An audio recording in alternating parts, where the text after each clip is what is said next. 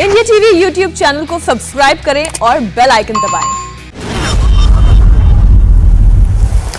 स्वागत करते हैं सबसे पहले अपने मेहमानों का। डॉक्टर राकेश सिन्हा हमारे साथ जुड़ रहे हैं, प्रोफेसर राकेश सिन्हा और डॉक्टर तस्लीम रहमानी।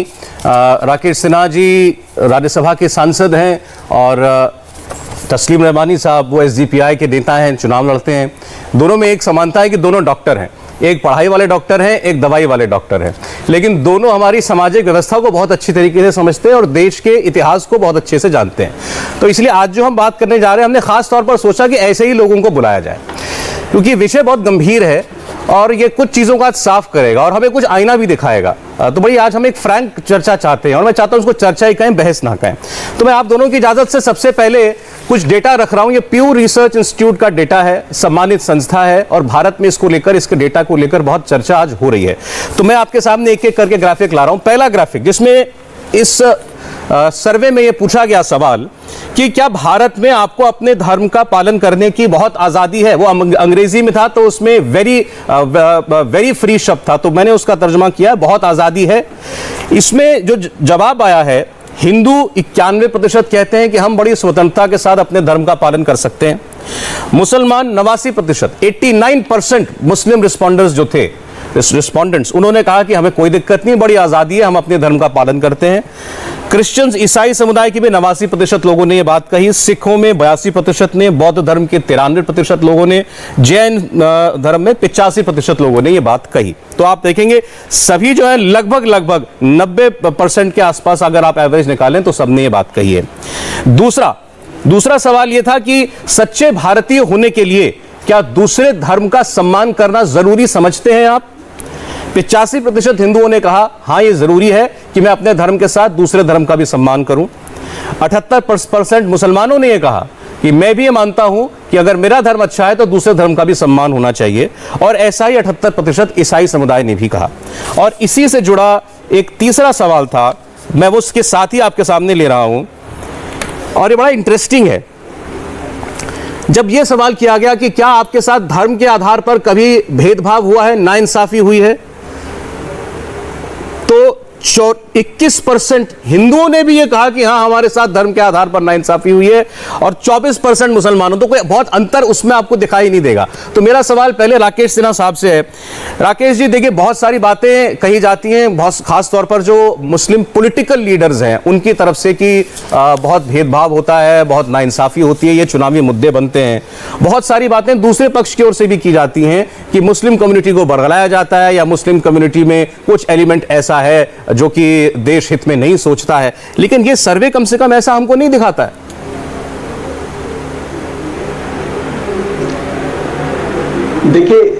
देखिए क्या है कि कुलीनों का एक वर्ग होता है जो अपनी सुविधा के अनुसार और अवसरों में अपनी अधिक भागीदारी के लिए पूरे समुदाय का उपयोग करता है, इस रूप में वो समुदाय का प्रतिनिधि है। समुदाय के डिप्रिवेशन यानी उसके हाशिए पर होने का, उसके साथ भेदभाव होने का जब वो आरोप लगाता है, इस आरोप पर विमर्श होता है, तो जो उस समय की व्यवस्था होती है इस आरोप से बचने के लिए ऐसे कुलीनों को अवसर प्रदान करती है। और यही कांग्रेस के शासनकाल में लंबे समय तक हुआ, जिसने कि तुष्टीकरण की नीति को जन्म दिया। वास्तव में जब जमीन पर हम देखें, मैं बिना उद्धृत किए एक बड़े मुस्लिम चिंतक ने कहा था कि हमारे यहाँ समस्या, ये उन्होंने 70 के दशक में कहा था, हमारे यहाँ संसाधन कम है, अवसर कम है। तो एक मुसलमान हिंदू को, एक हिंदू मुसलमान को, एक ठाकुर ब्राह्मण को, एक ब्राह्मण क्षत्रिय को, एक दलित ओबीसी को, ओबीसी दलित को, ये क्रम तब तक चलता रहेगा जब तक कि हम अवसरों को और संसाधनों को बढ़ाकर आम लोगों तक नहीं पहुंचाएंगे। यह जो परिस्थिति है, इसी परिस्थिति को जो कुलीन तबका है, जो राष्ट्रीय परिप्रेक्ष्य में नहीं देखकर तात्कालिक और अपने हित की सिर्फ बात सोचता है, वो पीढ़ियों की बात नहीं सोचता है और वो डिस्क्रिमिनेशन के एक विक्टिमहुड की नैरेटिव लेकर चलता है। और यही कारण है कि और जब विक्टिमहुड की नैरेटिव टेलीविजन डिबेट पर, अखबारों में या भाषणों में आता है, विश्वविद्यालयों के द्वारा संपादित होता है, वह नीचे तक परकुलेट करता है और आम हिंदू, मुसलमान या ईसाई या सिख के मन में यह धारणा बनती है कि सच में हमारे प्रति दूसरे का डिस्क्रिमिनेशन है। यह भारतीयता का जो हमारा मूल अवधारणा है उस पर एक ब्लॉट की तरह है, उस पर एक नकारात्मक काम। तो इसका जिम्मेदार कौन है? जी, मैं इस राकेश जी, मैं पूछना चाह रहा था, आपने क्योंकि डिटेल में बात कही, अगर आम लोगों के बीच में धारणा बनती है, सर्वे ये कहता है कि ज्यादातर लोग 90% तक सारे धर्मों के लोग कहते हैं कि हम बड़े स्वतंत्र हैं, अब बड़ी तादाद में लोग ये कहते हैं 80-85% की तादाद में हम दूसरों का सम्मान भी करते हैं। तो अभी जो आपने बात कही, ये अवधारणा कैसे बन जाती है एक धर्म की दूसरे के खिलाफ? देखिए, मैं एक बात बता रहा हूँ, आज फ्राइडे का दिन है, आप भी दिल्ली में मूव कर रहे होंगे, दिल्ली की सड़कों के बगल में अनेक जगह मस्जिद हैं। जैसे नई दिल्ली में ही 3 जगह पर ऐसी मस्जिदें हैं जी, और सभी एक प्रधानमंत्री के घर के आसपास में ही है, रेस कोर्स में, एक कृषि भवन के पास है, एक पार्लियामेंट स्ट्रीट के पास है जी। मैं इन 3 जगहों से गुजरा हूँ और प्रत्येक फ्राइडे गुजरता हूँ। मुझे आपत्ति नहीं होती है जब वहाँ भीड़ होती है, कुछ गाड़ियाँ लगती है, हम रुकते हैं, हमें इस बात का अफसोस नहीं होता है कि आज गाड़ियाँ रुक गई। या मंगल के दिन जिस किसी मंदिर में पूजा होती है तो मुझे नहीं लगता है कि किसी दूसरे धर्म के समुदाय को थोड़ी सी ट्रैफिक के कारण उन्हें तकलीफ होती है। तकलीफ हिंदुओं से नहीं होती है, तकलीफ मुसलमानों से नहीं होती। लगता है चौराहे पर क्यों मंदिर मस्जिद है, चौराहे पर क्यों गुरुद्वारा है, ये तकलीफ होती है। तकलीफ पूजा पद्धति से नहीं होती है। ठीक बात। इसी को जो सांप्रदायिक ताकतें होती हैं वह एक दूसरा रूप दे देती हैं। तो मैं यह कहना चाहूंगा कि भारत में एक 1911 के सेंसस में ये जो पीयू किया है, कोई नई बात नहीं किया। मैं इस बात का लाभ उठाकर एक बात सौरभ जी आपको बताना चाहूंगा। ब्रिटिश जमाने में जो सेंसस हुआ, ब्रिटिश साम्राज्यवाद गलत था, लेकिन उसके जो बुद्धिजीवी थे जो सेंसस करते थे, वो सेंसस से हेड की गिनती नहीं करते थे, वह सामाजिक धार्मिक मामलों पर इतना डिटेल वर्णन है जिसके भारतीय समाजशास्त्रियों ने बहुत ही कम अध्ययन किया है। 1911 के सेंसस में एक निष्कर्ष निकाला गया था, कोई भी भारतीय उसका पड़ोसी कौन होगा उसका धर्म या आस्था नहीं देखता है, वो सोशल स्टेटस देखता है कि सोशल स्टेटस हमारे बराबर है कि नहीं। वह कौन से मंदिर जाता है, कौन से मस्जिद जाता है, इसका परवाह नहीं करता। इंटरेस्टिंगली जो बात आप कह रहे हैं वो सवाल भी सर्वे में किया गया हमारे, मैं आऊंगा उस पे भी। ठीक है राकेश जी, एक मिनट में जरा एक और मैं एक लाइन जोड़ दूं। अच्छा बोल। एक जानकारी में दे दूं, 1921 के सेंसस में लगभग 31 करोड़ लोगों के बीच में हमारे पास 850 लोग ऐसे थे जो अपने को नास्तिक कहते थे, फ्री थिंकर्स कहते थे, और उन 850 लोगों पर किसी ने न दबाव डाला न उनकी स्वतंत्रता छीनी। यह परंपरा जो भारत की सभ्यताई परंपरा है, जो हिंदू सभ्यता और संस्कृति की परंपरा है, वही भारत को एक विशिष्टता देती है, दुनिया के अन्य देशों से अलग।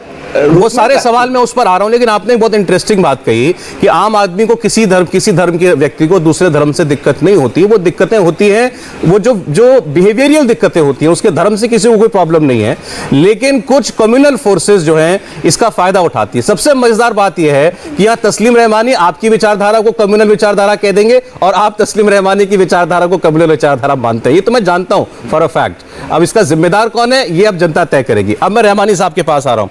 रहमानी साहब, मुझे एक बयान याद आ रहा है, दिल्ली में अभी जब इलेक्शन, दिल्ली में सीए के प्रोटेस्ट चल रहे थे, तो एक नेता, एक पार्टी का अभी नाम लेना उचित नहीं क्योंकि उनकी पार्टियां बैठी नहीं है, तो उन्होंने ये कहा था एक भीड़ लगा करके बीच चौराहे पर कि देखना एक दिन आएगा मस्जिदों में अजान नहीं होगी, लाउड स्पीकर उतार दिए जाएंगे, दाढ़ी रखना बैन हो जाएगा, टोपी नहीं पहन पाओगे। इस किस्म की बातें उस वक्त की गई थी और आज ये सर्वे ये कह रहा है, और ये सर्वे 2019-2020 का सर्वे है, बस कोरोना से जस्ट पहले का, कि 89% मुसलमान कहते हैं मुझे कोई दिक्कत नहीं है अपने धर्म का पालन करने में, और 78% मुसलमान कहते हैं मुझे हिंदू धर्म का सम्मान करने में भी कोई दिक्कत नहीं है। तो ये नोशन कहां से और क्यों आ रहा है कि खास तौर पर 2014 के बाद मुसलमान खतरे में आ गया? देखिए सौरभ, सबसे पहले मैं आपका शुक्रगुजार हूँ कि आपने कितने इम्पोर्टेंट मौजू पर तो सिर्फ 2 आदमी को बुला के एक मीनिंगफुल डिस्कशन आप चाहते हैं और उसके लिए आपने मुझे भी मौका दिया, मैं आपका शुक्रिया अदा करता हूँ। आप ही लोगों के माध्यम से ये रिपोर्ट कल मुझे भी मिली थी, मैंने इसको गौर से पढ़ा भी। और देखिए ये रिपोर्ट अभी राकेश ने भी कहा कि कोई नई चीज़ नहीं है ये जो हमारे सामने आई है। हमारी एक तहजीब है, 1000 साल की मुश्तरका तहजीब है, है। मैं गंगा जमनी का भी लफ्ज़ इस्तेमाल नहीं करता। मुश्तरका तहजीब है जिसमें हमको एक दूसरे के साथ रहने में कोई दिक्कत पेश नहीं आई है 1000 साल से, और उसमें धर्म परिवर्तन को लेके कोई बहुत बड़ी कोशिशें ना हिंदुओं ने की हैं ना मुसलमानों ने की है। इसलिए आज देखिए मुसलमान 700 साल के रूल के बाद भी 15% ही है, और इसका सीधा मतलब यह है कि हमने एक दूसरे के मजहब का एहतराम किया है। मुझे बिशंबरनाथ पांडे जी का एक लेख था, मैंने उसमें पढ़ा था, हमने एहतराम जरूर किया, लेकिन एक मसला हमारे साथ ये रहा कि हमने एक दूसरे के धर्म को पढ़ा और समझा नहीं है। इसलिए थोड़ी सी कुछ दूरियां जो दिखाई देती हैं उसका वो एक बड़ा कारण है। BN पांडे जी ने बहुत साफ उसको लिखा है। लेकिन अब ये सवाल कि ये सूरत हाल के जहां हम एक दूसरे के मजहब की एहतराम करते हैं और उसको अकोमोडेट करते हैं, और थोड़ी बहुत जो परेशानियां जुमे की नमाज की वजह से या मंगल की वजह से किसी मंदिर गुरुद्वारे चर्च या मस्जिद की वजह से आती है, उनको भी हम थोड़ी देर की जो परेशानी अकोमोडेट करते हैं। ये कल्चर भारत का यूनिक कल्चर है, दुनिया में नहीं पाया जाता। मैंने दुनिया देखी है, घूमा हूँ दुनिया में, ये दुनिया में नहीं पाया जाता, और ये हुस्न है भारत का। बदकिस्मती ये है कि कुछ लोग सिर्फ सत्ता को अपना लक्ष्य समझते हैं, इस कल्चर को अपना लक्ष्य नहीं मानते, इस कल्चर को अपनी सत्ता के रास्ते की रुकावट मानते हैं। इसलिए इस कल्चर को खत्म करना चाहते हैं, इस कॉस्मोपॉलिटन मुश्तरका कल्चर को खत्म करना चाहते हैं। 1990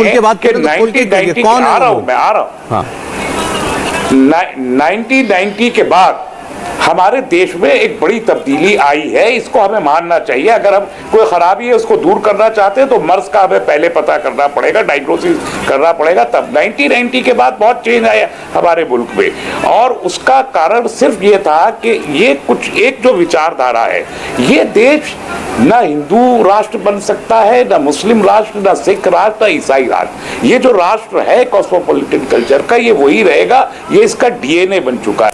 अब अगर इस DNA को जबरदस्ती कोई बदलने की कोशिश करेगा तो एक टेंशन आएगी। मसलन एक स्टेटमेंट आता है RSS चीफ का, वो कहते हैं हम 3 दिन में एक आर्मी खड़ी कर देंगे।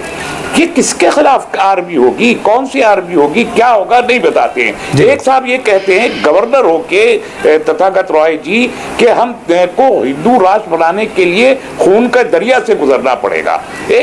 मतलब एक पोजीशन पे बैठा हुआ आदमी ये कहता है, इससे शुकूक पैदा होते हैं। हालांकि वो ये कर नहीं सकते, ना वो 3 दिन में आर्मी खड़ी कर सकते हैं, ना ये खून का दरिया बहा सकते हैं, दोनों नहीं हो सकता, लेकिन इससे शुकूक पैदा होते हैं। और ये रीजन है कि 2014 के बाद विचारधारा में, सरकार की विचारधारा में जो एक बड़ी तब्दीली दिखाई देती है, उसने कहीं ना कहीं कुछ कंफ्यूजन पैदा किए हैं। नहीं, लेकिन आप उसको कंफ्यूजन कह लें, मैं फिर अपना सवाल रिपीट कर रहा हूं, क्योंकि मैंने आपने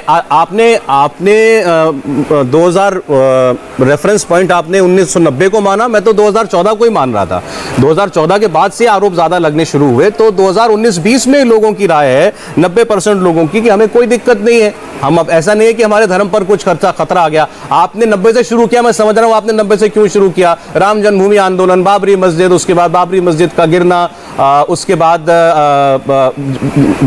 बीजेपी की सरकारें बनना, CAA, NRC वगैरह वगैरह वगैरह, और खुलकर आपने RSS का नाम लिया है तो बता दें। उनका कहना है कि अगर 1990 से आप लोग इस अभियान में न जुड़ते राकेश सिन्हा जी, तो देश बड़े मजे में चल रहा था। जी देखिए, मैं एक बात साफ बता दूं कि एक बात इन्होंने जो कहा कि इस देश में कन्वर्जन नहीं हुआ, तो रहमानी साहब हमें बता दीजिए कि कितने प्रतिशत विदेशी मुसलमान भारत में आकर बसे थे। यदि या फर्टिलिटी रेट इतनी थी, आप मुसलमानों का 14% पॉपुलेशन कर रहे हैं। 47 में विभाजन के समय भारत में मुसलमानों की स्थिति 9.5% थी, आज 14% है। हिंदू 84% थे, वो 79% हो गए, 79% हो गए। मैं उस पॉपुलेशन डिबेट में भी नहीं जा रहा हूँ। जो मैं कह रहा हूँ कि जनता दल यू के फॉर्मर, अब तो जनता दल यू में नहीं, एक सांसद हैं थे अली अनवर साहब, आपने उनकी किताब पढ़ी होगी, मसावत का जंग, बिरला फाउंडेशन ने पब्लिश किया है। उन्होंने बड़े ही तरकीब से किताब लिखी है, और किताब का मैं को उद्धृत कर रहा हूँ। उन्होंने कहा 99% मुसलमान जो कन्वर्टेड है, और आप यदि सेंसस रिपोर्ट देख लें, जो थर्ड पार्टी थी ब्रिटिश के द्वारा, उन्हें 1872 से लेकर 1941 तक 8 सेंसस हुआ है ब्रिटिश रेजिम में। 8 सेंसस की रिपोर्ट में कन्वर्जन को स्थापित किया गया है। बजाते 1901 के सेंसस में 46 महिलाओं की लिस्ट सूची दी गई है जो कि मेड का काम कर रही हैं, मजदूरी कर रही हैं, उनसे विवाह कर लिया गया सिर्फ धर्म परिवर्तन के लिए। तो लव जिहाद रोक करके बात बोल रहा हूं, मैं अपनी टीम को ही कह रहा हूं, क्योंकि धर्मांतरण पर बात आ गई है तो उसका ग्राफिक चला दे स्क्रीन पर। आप बोलिए, फिर मैं वो ग्राफिक बताऊंगा। बोलिए। हाँ, तो देखिए धर्मांतरण हिंदू के बारे में एक अंग्रेजी का शब्द आप जानते हैं सौरभ, इस रिपोर्ट में कन्वर्जन को लेके इस वही ग्राफिक है, वही चलाया है रहमानी जी, वही चलाया है। ये अपनी बात कर लें, उसके बाद में वो ग्राफिक एक्सप्लेन करूंगा। रहमानी साहब, आज हम चर्चा करने हैं। मैं कन्वर्जन 2021 के जुलाई में या 2014 के जनवरी की बात नहीं कर रहा हूं। मैं एक टोटल पर्सपेक्टिव में कह रहा हूं कि जब अली अनवर ने अपनी किताब में कहा और बाकी लोगों ने भी कहा कि वो जो कन्वर्जन है ये तो इस्लाम का मूल है, और इसी कारण से अब चूंकि हिंदू समाज का रेजिस्टेंस इतना अधिक है कि आप या ईसाई कन्वर्ट नहीं कर पाए, प्रोसेलेटाइजिंग रिलीजन। इसलिए जब धर्म परिवर्तन पर कानून की बात आती है तो सबसे ज्यादा विरोध आपका होता है। हिंदू क्यों नहीं विरोध करते? पहली बार सौरभ जी ने एक डिबेट में कहा था, मुझे याद है, वास्तव में उन्होंने एक ऑब्जेक्टिव तरीके से कहा था, और डिबेट का निष्कर्ष निकालते हुए 1-2 हफ्ते पहले, कि पहला देश है जिसमें मेजॉरिटी कम्युनिटी माइनॉरिटी कम्युनिटी से डरता है, बल्कि याचना करता है, कहता कि हम हमारा धर्म परिवर्तन नहीं करो। उन्होंने अपनी राय नहीं दी थी, उन्होंने एक निष्कर्ष के रूप में कहा था, मैं उन पर थोप नहीं रहा हूं। तो मैं जो कहना चाह रहा हूं कि मैं एक उदाहरण दे रहा हूं सौरभ जी, उस बहुत महत्वपूर्ण उदाहरण है। 1911-21 के सेंसस में एक बात कही गई कि जो गुजरात के जो मोमिन हैं और मातिया हैं वो 400 साल पहले परिवर्तित हुए। धर्म परिवर्तन हुआ, कोई बात नहीं। धर्म परिवर्तन से कठिनाई क्या है? जब इस्लाम में परिवर्तन के बाद मूलतः आपकी संस्कृति, परंपराएं, स्थानीयता को छोड़ना पड़ता है, और वही मतिया और मोमिन के साथ हुआ। जो मतिया और मोमिन 1937 तक लोकल कस्टम मानते थे, जैसे जॉइंट प्रॉपर्टी का मामला हो, हिंदू जॉइंट फैमिली का प्रॉपर्टी का मामला हो, बेटियों के साथ व्यवहार का मामला हो, हेरिडिटरी का मामला हो, उत्तराधिकार का मामला हो, डिवोर्स का। एक मैं इसको पूरा कर दूं, ये जानकारी बहुत महत्वपूर्ण है। 1939 में कानून लाकर इसको बदला, उनको फोर्स किया गया कि आप इस्लामिक कानून को मानिए। तो जब आप धर्म आस्था परिवर्तन के साथ संस्कृति की परिवर्तन करते, जिस संस्कृति की बात का आप दुहाई दे रहे थे, समस्या वहां खड़ी होती है। अच्छा, अब मैं आपको जरा बताता हूं कि इस सर्वे ने क्या पाया है। देखिए, धर्मांतरण के बारे में 1-2 बातें साफ कर देना बहुत जरूरी है। मूलतः अगर आप धर्म की दृष्टि से देखें, मुझे लगता है मेरे दोनों मेहमान बहुत सीनियर हैं, मुझसे सहमत भी होंगे, इस्लाम धर्म के अंदर ये पार्ट है कि आप दूसरे को दावत दें कि वो भी आपका धर्म अपनाए। ऐसा ही ईसाई धर्म के अंदर भी है। एक अंदर से बना हुआ एक मैकेनिज्म है कि आप एक आदमी को दूसरे धर्म से ईसाई बना सकते हैं। हिंदू धर्म में ऐसा है नहीं। आजकल ये जरूर हुआ कि अब घर वापसी करा रहे हैं, किसी को टीका तिलक लगा करके, माला पहना करके उसको हिंदू बना दिया, लेकिन बुनियादी तौर पर एक कॉन्सेप्ट नहीं है हिंदू धर्म में। मैं गलत नहीं कह रहा हूं, मुझे लगता है दोनों ही लोग मानेंगे। लेकिन ये जो सर्वे कहता है, आजकल के माहौल में जहां कन्वर्जन की बहुत बात है, खासतौर पर यूपी में अभी जो 2-3-4 लोग पकड़े गए हैं, उन पर आरोप है, रहमानी जी उनको जानते हैं, उन्होंने कहा था। तो ये सर्वे कन्वर्जन को लेकर आपको हैरानी होगी राकेश जी, ये कहता है कि 0.7% हिंदुओं का धर्मांतरण हुआ दूसरे धर्मों में। 0.7% जो हिंदू से कुछ और बने, मुस्लिम बने या ईसाई बने। लेकिन 0.8% ऐसे हिंदू थे जिन्होंने ये कहा कि हमारा धर्म कुछ और था, हम कन्वर्ट होकर हिंदू बन गए। तो जितने गए लगभग उतने ही आए। तो ये सर्वे कह रहा है कि कन्वर्जन से कोई फर्क नहीं पड़ा लोगों की पॉपुलेशन के ऊपर। पहली बात, इस आज के माहौल में मुस्लिम कम्युनिटी में भी यही कहता है कि 0.3% गए कम्युनिटी से, 0.3% दूसरी कम्युनिटी से मुसलमान बन गए, वहां भी कोई फर्क नहीं पड़ा। ईसाई धर्म की जब बात आती है तो यहां पर जरूर यह दिखता है कि 0.4% लोग ज्यादा ईसाई बने दूसरे धर्मों से, और 0.1% लोग ईसाई से हिंदू या मुसलमान बने। तो इस दृष्टि से अगर आप देखें वेरी प्लेनली, क्योंकि आज हम प्ले फ्रैंक बात कर रहे हैं, तो भारत में कन्वर्जन ऐसा लगता है कि ईसाई धर्म में ज्यादा हो रहा है बगैर कि बल्कि कि इस्लाम में। इस पर राकेश जी बोलते। देखिए, हाँ रहमानी जी, कन्वर्जन का इशू इसीलिए जी रहमानी जी, रहमानी जी, रहमानी जी, एक जगह मैं पहले जवाब दे दूं कि कन्वर्जन को एक बहुत बड़ा, मैं इसका जवाब दे दूं क्या? रहमानी जी एक बार रहमानी जी बोलने से इसके बाद आप दे दीजिएगा। वैसे हाँ, बनता सवाल आपसे ही है, लेकिन अभी आपसे लंबी बात हुई तो मैंने कहा एक बार ये सब बोलना चाहेंगे तो बोलें। अगर रहमानी जी की इजाजत है तो राकेश जी बोलें। नहीं मैं, हाँ राकेश आप बोल लीजिए, फिर मैं बोलता हूँ। हाँ, मैं एक बात कहना चाहता हूँ। देखिए सवाल पॉइंट 7.3 का नहीं है। सवाल है कि 0.7 जब कहते हैं तो 100 करोड़ पॉपुलेशन का 0.7 कहिए। सुनने में 0.7 बहुत कम लगता है। 100 करोड़ पॉपुलेशन का 0.7 आप मैथमेटिक्स से निकाल लें, अंकगणित से निकाल लें कितना होता है। तो जो 0.7% जो होता है और जो वापसी की बात कर रहे हैं, देखिए मैं उसका एक उदाहरण तो हिस्टोरिकल फैक्ट है। जो हिंदू कन्वर्ट होते हैं वो कन्वर्ट होते हैं, उनको लोभ दिया जाता है, दबाव डाला जाता है, या कुछ हिंदू समाज में सामंती व्यवस्था, उच्च वर्गीय हिंदुओं के द्वारा जो तथाकथित हाशिए के लोगों पर जो जातीय भेदभाव किया जाता है, उनके साथ अस्पृश्यता का व्यवहार, तो उब कर हिंदू धर्म छोड़ देते हैं। यह भी एक कारण है, बहुत बड़ा कारण है। मैं इसको मानता हूं, ये हमारी एक कमजोरी है। तो यह इन लोगों को जब अवसर दिया जाता है तो फिर सम्मान का अवसर या उस लोभ से, डर से और जो उनको दबाव से परिवर्तन किया गया तो वापस आते हैं। तो उदाहरण मैं इसका देकर अपनी बात समाप्त करता हूं। हाल का उदाहरण है कि 1981 में जब मीनाक्षीपुरम में तमिलनाडु में धर्म परिवर्तन हुआ, इंदिरा गांधी का शासन था, गृह राज्य मंत्री मकवाना साहब वहां गए, इंदिरा गांधी ने वहां भेजा था, पूरे देश में विश्व हिंदू परिषद ने एक बड़ा आंदोलन खड़ा किया। तो बड़ी संख्या में 800 परिवार जो धर्मांतरित हुए थे, उसमें लगभग अधिकांश परिवार वापस आ गए। ठीक उसी प्रकार मैं कह रहा हूं कि 1880 में जो मातिया मुस्लिम कन्वर्ट हुए थे, करीब 800 परिवार वहां भी कन्वर्ट हुआ था। उसमें 160 परिवार 1880 में हिंदू धर्म में वापस आ गए। उसको वैष्णव मातिया कहते थे। जो मुसलमान वापस नहीं है उनको पढ़ना मातिया कहते थे। तो पढ़ना मातिया, वैष्णव मातिया, ये सिंड्रोम इसलिए चल रहा है कि हमारे धर्म से जो लोग जा रहे हैं, एक तो बाहरी दबाव से, कुछ आंतरिक कमजोरियों के कारण, हिंदू समाज के कारण धर्म छोड़ते हैं। जब उन कमजोरियों को हम दूर कर लेते हैं और बाह्य दबाव पर हम ओवरकम कर लेते हैं तो वापस आते हैं। हम धर्मांतरण नहीं कराते हैं। अच्छा चलिए ठीक है। अच्छा आप कह रहे हैं कि हिंदू धर्म में से कोई भी व्यक्ति किसी दूसरे व्यक्ति को अपने धर्म में नहीं लाता, जो जाता है किसी भी वजह से वही वापस लौट करके आ जाता है। रहमानी जी।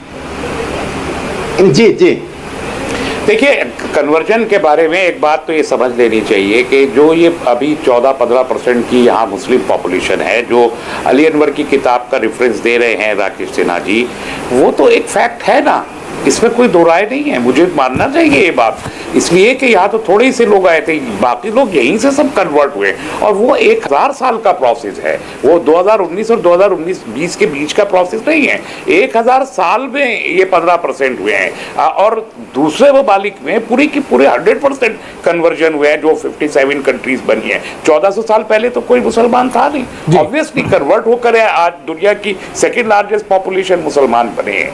तो अगर वो कन्वर्जन भारत में भी हो रहा है तो प्रलोभन जिसे राकेश सिन्हा जी कह रहे हैं, सबसे बड़ा प्रलोभन वो है जिसे आपने कहा कि आंतरिक विरोधाभास जो खुद हिंदू धर्म का है, वो उसका एक बड़ा कारण है। सम्मान के लिए लोग, हमारी बातें होती रहती हैं। अभी जो दावत का लफ्ज आपने इस्तेमाल किया, आज़ादी के बाद बहुत थोड़ा सा रह गया, बहुत कम है वो दावत का काम जो मुसलमानों के दरमियान से हो रहा है। क्रिश्चियंस में मशीनरी से ज्यादा बड़े व्यापक पैमाने पे वो काम। जी मैं फिर वो उदाहरण कोट करूंगा आपसे, उस दिन बहस हो रही थी, अब ये उमर गौतम जो पकड़े गए, एक उमर गौतम कह रहे हैं कि मैंने 1000 से ज्यादा लोगों को कन्वर्ट किया।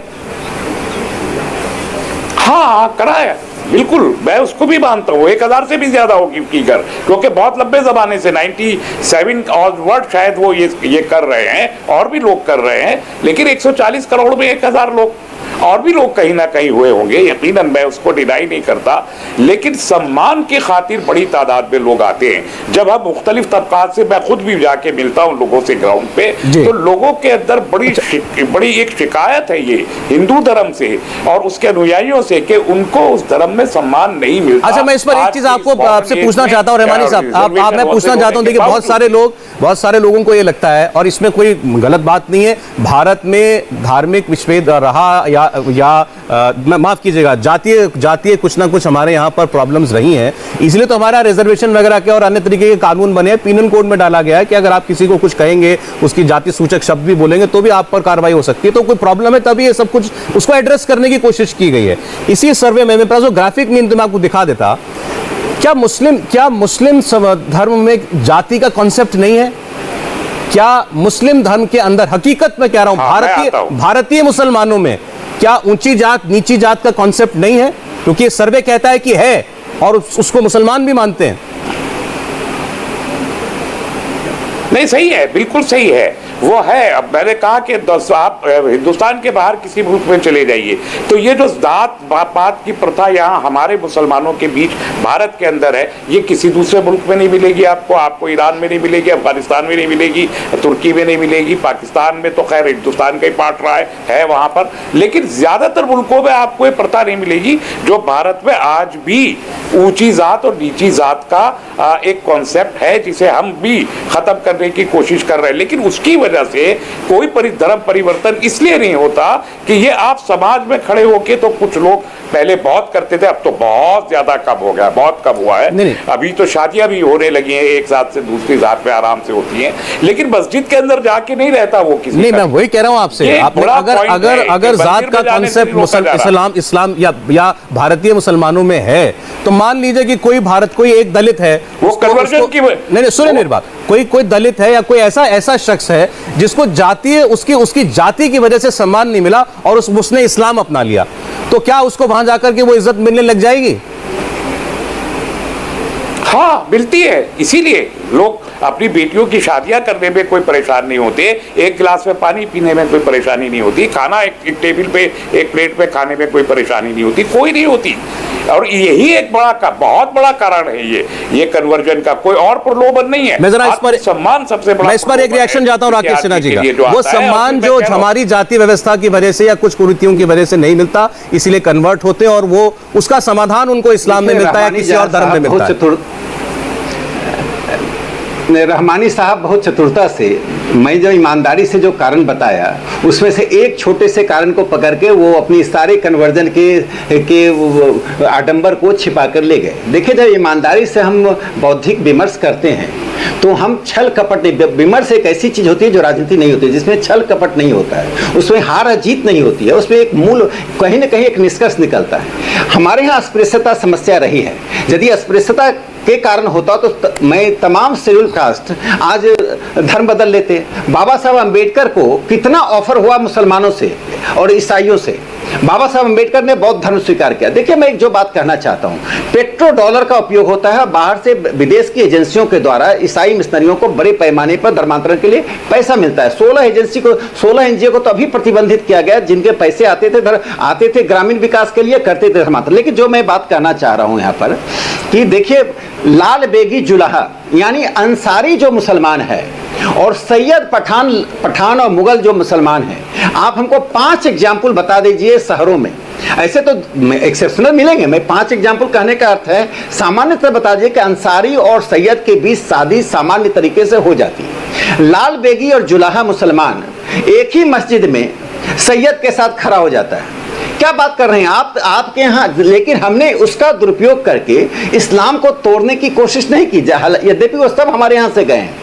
हम उन्हें घर वापसी के लिए आमंत्रित करते हैं, आमंत्रित करते रहेंगे। हम चाहेंगे कि भारत की संस्कृति से उनका जड़ जुड़े, आपका भी जुड़े। आप सब भारतीय संस्कृति से के ही उपज हैं और आपने स्वयं स्वीकार किया कि आपके पूर्वजों ने धर्म बदला है। धर्म बदलने के 3 ही कारण हैं। बाहरी तलवार था, तर्क नहीं था, तलवार था। तर्क के आधार पर यदि कोई धर्म बदलता है तो स्वामी दयानंद सरस्वती ने कहा मूर्ति पूजा नहीं करो, और तर्क किससे पूरे देश में घूमते रहे, उन्होंने आर्य समाज की स्थापना किया। तो भारत में संप्रदायों का परिवर्तन, संप्रदायों का निर्माण, नए दर्शन का आगमन तर्क के आधार पर होता है। इस्लाम ने हमेशा तलवार का सहारा लिया, इसलिए लड़ाई तर्क और तलवार की थी। लेकिन भारतीय परिस्थितियों में इस्लाम को परिवर्तित होना पड़ा। बिना परिवर्तित हुए भारत में 72 जो फिरके मुसलमान के हैं, जो सभी फिरके भारत में हैं, वो अस्तित्व में नहीं रह सकते। चलिए ठीक है, आपने कहा जो मोटी कमियां आपने हिंदू धर्म की बताई जिसकी वजह से कन्वर्जन होता है, पंक्ति पूरा कर, वो इस्लाम में भी है। जी, ये पंक्ति मैं पूरा कर दूं। जी जी, ये पंक्ति 1931 की जनगणना में 1,09,000 पारसी भारत में थे जो बाहर से आए थे। जो मैं पिछले डिबेट में भी आपको कहा था, सांजन एयरपोर्ट पर उतरे थे। उन्होंने जब उतरा तो भारत के राजा ने कहा कि भाई, गुजरात के राजा ने कहा कि हमारे पास जगह नहीं है, क्योंकि हम एक तरह से रहते हैं, आप क्या हैं, कैसे रहेंगे। तो उन्होंने 1 गिलास दूध भेज दिया। भाषांतर था कि 1 गिलास दूध भेज दिया कि दूध लो, यानी गिलास फुल है, यहाँ जगह नहीं है।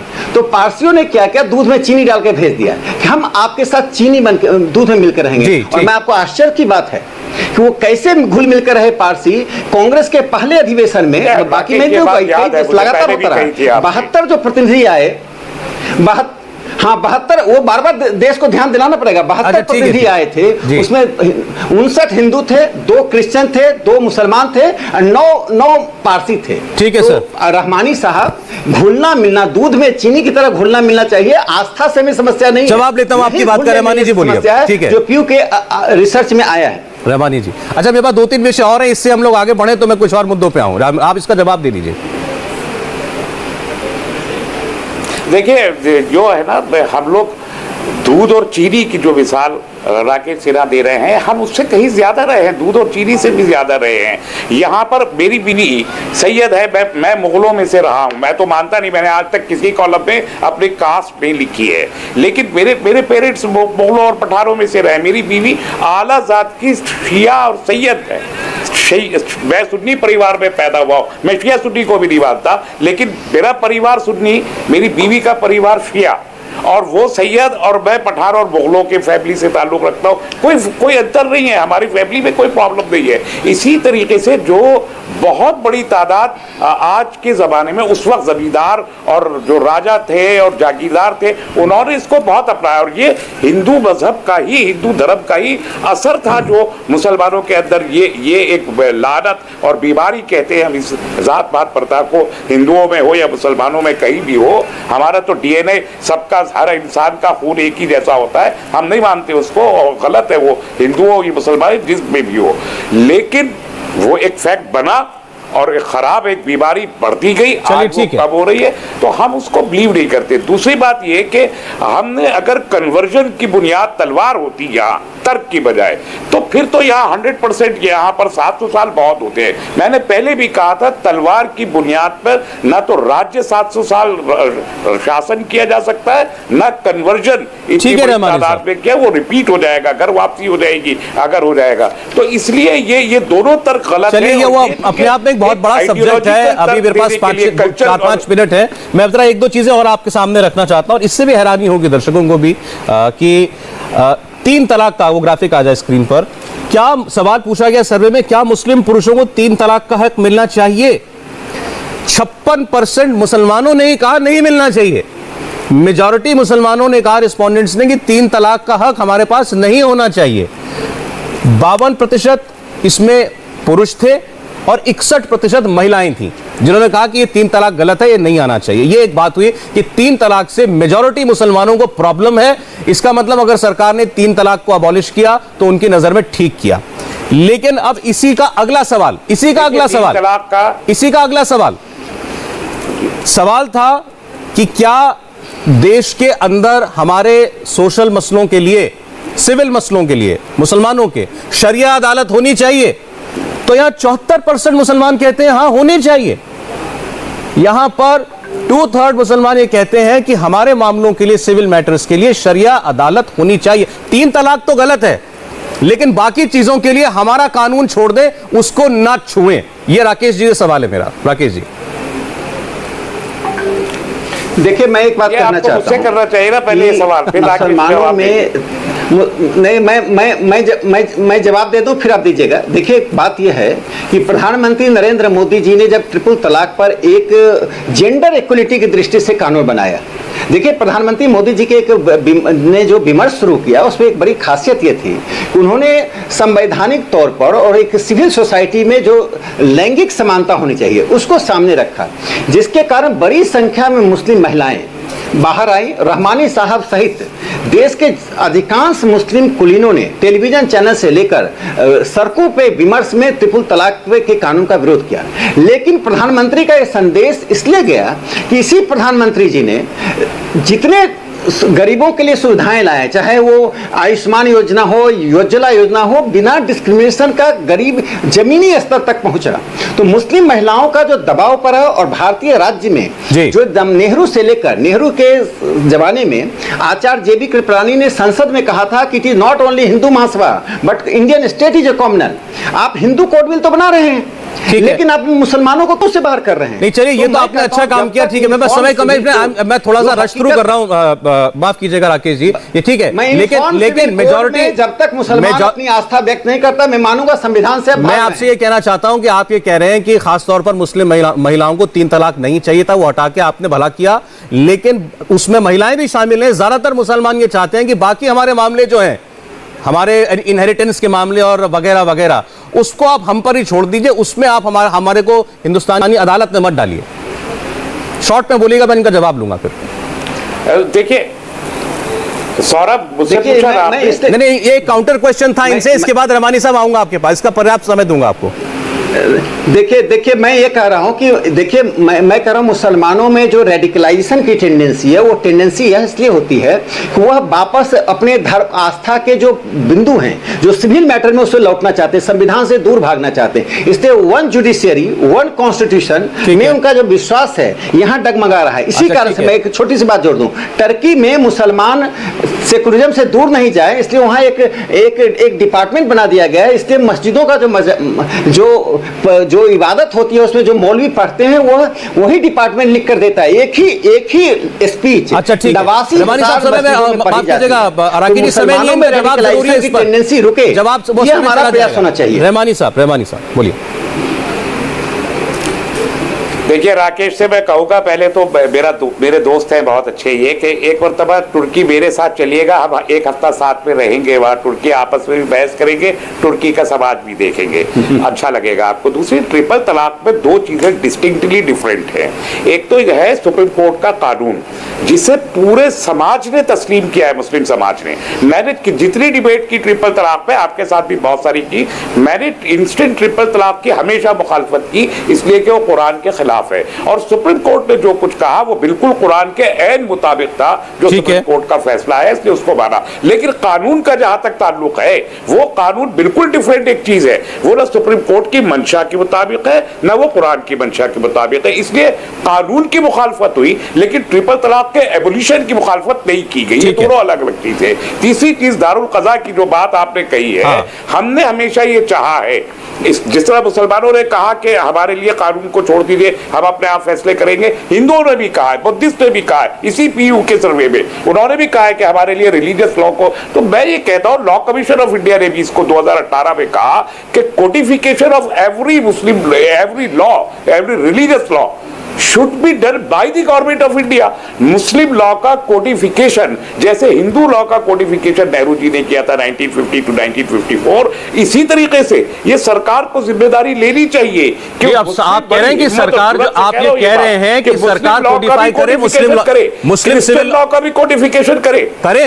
यस, तो वो यूनिफॉर्म सिविल लॉ से, सिविल कोड से कैसे अलग होगा, ये बताइए। लॉ, क्रिस्टल लॉ नहीं, वो नहीं, ये बिल्कुल अलग है। यही कहा है लॉ कमीशन ऑफ इंडिया ने कि देश में uniform civil code practically possible नहीं है, उसकी जगह codification of various religious laws अगर कर दिया जाए तो वो मसला खत्म हो जाएगा और सबके लिए आसान हो जाएगा। It's clearly different. चलिए, आज मेरे पास समय कम है, आज ये विषय ऐसा था कि हम इस पर बहुत देर तक बात करते रह सकते थे, मेरे पास भी बहुत सारे सवाल छूट गए होंगे। मैं जल्दी सुबह मेरे प्रोड्यूसर नाराज भी होंगे। मेरे पास भी कुछ सवाल थे इसी सर्वे पे। जी हाँ, लेकिन आज समय नहीं है सर। एक चीज लेकिन जो चर्चा में रहा वो बताना जरूरी है, दूसरे धर्मों में शादी, एक धर्म से दूसरे धर्म में शादी, उसको लेकर सर्वे क्या कहता है भारतीयों की नजर से, ये सुन ले, सो मैं बात नहीं कर पाऊंगा। 66% हिंदू कहते हैं नहीं होनी चाहिए दूसरे धर्म में शादी, 78% मुसलमान कहते हैं कि हाँ हमारे धर्म की व्यक्ति की शादी हमारे ही धर्म में होनी चाहिए। ईसाई धर्म में 36% लोग ऐसा सोचते हैं, सिख धर्म में 47%। यानी सबसे ज्यादा मुस्लिम समुदाय में ये रेजिस्टेंस है कि शादियां इंटर रिलीजियस शादी हो, और उससे बहुत पीछे हिंदू समुदाय भी नहीं है। तो ये ऐसा नहीं है कि किसी एक वर्ग की प्रॉब्लम है, ये शायद हमारे पूरे हिंदुस्तान की एक सोच की एक सोशल प्रॉब्लम है, अगर इसको डिसऑर्डर आप ना भी कहना चाहें तो। बहरहाल बहुत बहुत धन्यवाद राकेश सिन्हा जी और डॉक्टर तस्लीम रहमानी। समय होता तो और बात करते, लेकिन अच्छा लगा इस विषय पर आपसे बात करके। बहुत बहुत शुक्रिया आप दोनों का। नमस्ते, मैं हूं मीनाक्षी जोशी। वीडियो और खबरों से अपडेट रहने के लिए India TV YouTube channel subscribe करें, बेल आइकन दबाना ना भूलें। जुड़े रहें इंडिया टीवी के साथ।